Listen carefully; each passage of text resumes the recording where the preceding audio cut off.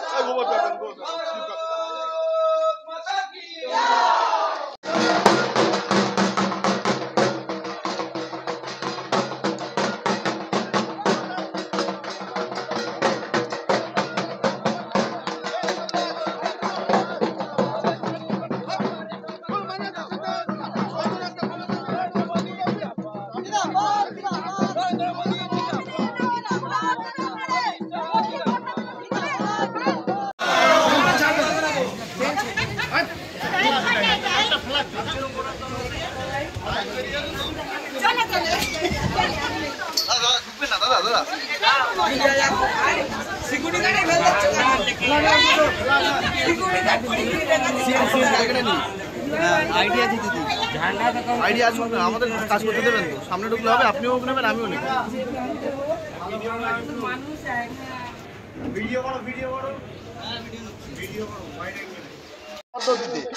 যেখানে হচ্ছে ট্রেনে আজকে দেখলাম ট্রেনে উঠে আপনি ভোট প্রচার করলেন, কি বলবেন, কেমন ছাড়া পাচ্ছি?